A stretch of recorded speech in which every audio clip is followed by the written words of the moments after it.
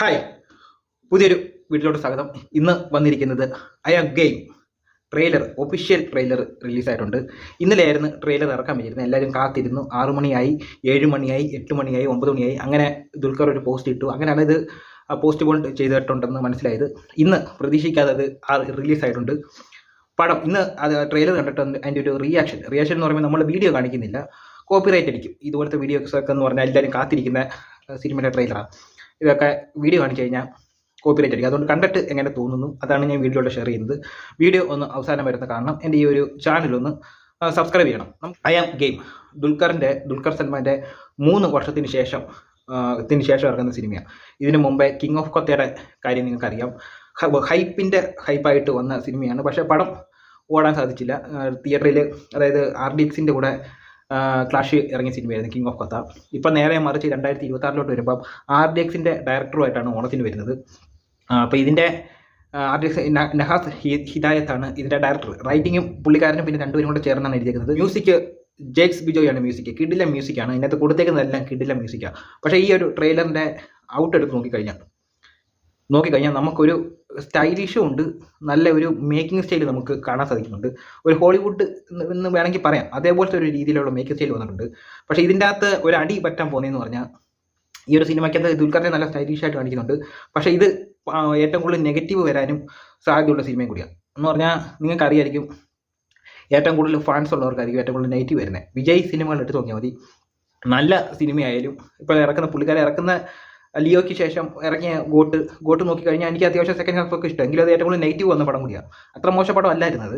പക്ഷേ അതേപോലെ ദുൽഖറിൻ്റെ വർഷങ്ങൾ കൊണ്ട് നമ്മൾ കാണുന്ന സിനിമയും കൂടിയാണ്.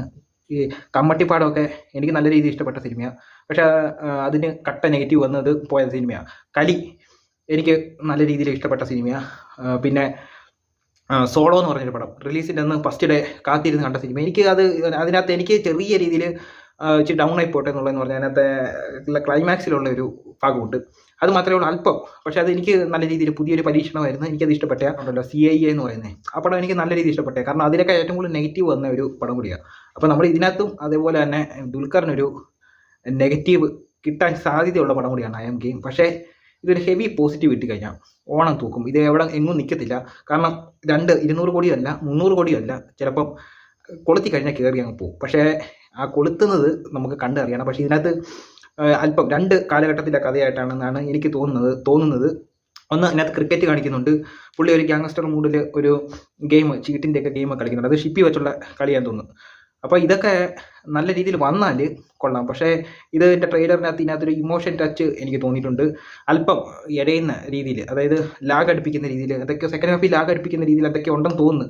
പക്ഷേ ടോട്ടലി ട്രെയിലറിൻ്റെ കട്ടൊക്കെ കിടലിനാക്കിയിട്ടുണ്ട്. അപ്പോൾ ട്രെയിലർ എനിക്ക് ഇഷ്ടപ്പെട്ടു. പക്ഷേ ഓണം റിലീസാണ്. ഖലീഫ ഉണ്ട്, നിവിൻ പോളിയുടെ ഒരു പടമുണ്ട്, പിന്നെ അങ്ങനെയൊക്കെ ഉള്ള പടമുണ്ട്. പക്ഷേ ഞാൻ ഏറ്റവും കൂടുതൽ വെയിറ്റ് ചെയ്തിരിക്കുന്നത്, എൻ്റെ ഫസ്റ്റ് ലുക്ക് പോസ്റ്റർ നിങ്ങൾ കണ്ടു കാണും. ആ ഷിപ്പി വെച്ചൊരു ദുൽഖറിൻ്റെ ഒരു സ്റ്റൈലിഷ് ആയിട്ടുള്ളൊരു പോസ്റ്റർ ഉണ്ടായിരുന്നു. അത് കണ്ടിട്ട് എനിക്ക് നല്ലോണം ഇഷ്ടപ്പെട്ടു. സിനിമ കാണണമെന്ന് തോന്നിപ്പോയി. പക്ഷേ ടെക്നിക്കൽ വശമൊക്കെ ടു ഗുഡ്, നല്ല കിടിലിനാക്കി ട്രെയിലർ ചെയ്ത് വെച്ചിട്ടുണ്ട്. നമുക്ക് പടം കാണുമ്പോൾ അറിയാം. പക്ഷേ ഇതിനകത്തൊക്കെ VFX ഒക്കെ ചിലപ്പം ആ ക്രിക്കറ്റ് കളിക്കുന്നതിൻ്റെ അടുത്തൊക്കെ VFX ഒക്കെ നല്ലോണം കൊടുത്തില്ലെങ്കിൽ ആ ബിഗിനകത്തിൻ്റെ ഒക്കെ കൂട്ട് പാളിപ്പോവും. അപ്പോൾ ഇതിനകത്ത് കുറച്ച് ഫൈറ്റ് ആക്ഷൻ സീനൊക്കെ കുറേ ഉണ്ടെന്ന് തോന്നുന്നു. ഇത് മിക്കവാറും U/A സർട്ടിഫിക്കറ്റ് ആയിരിക്കും. പക്ഷേ ഇങ്ങനെയൊക്കെയുള്ള നഹാസ് ഹിദായത്ത് ഇറക്കുമ്പോൾ ഇതൊക്കെ A സർട്ടിഫിക്കറ്റ് ആണെങ്കിൽ കൊളുത്തി കഴിഞ്ഞാൽ വേറെ ലെവലിൽ പോയേനെ. പക്ഷേ ഇത് A കിട്ടത്തില്ല, U/A ആയിരിക്കും ഇതിൻ്റെ സെൻസർ സർട്ടിഫിക്കറ്റ്. നമുക്ക് കണ്ടിരുന്ന് കാണാം. പക്ഷേ ട്രെയിലർ കിട്ടില്ലാക്കിയിട്ടുണ്ട്. അപ്പോൾ നമുക്ക് സിനിമ ആഗസ്റ്റ് 20 ഫസ്റ്റ് ഷോ തന്നെ കണ്ടിട്ട് റിവ്യൂ കൂടെ ഞാൻ അപ്ലോഡ് ചെയ്യാം.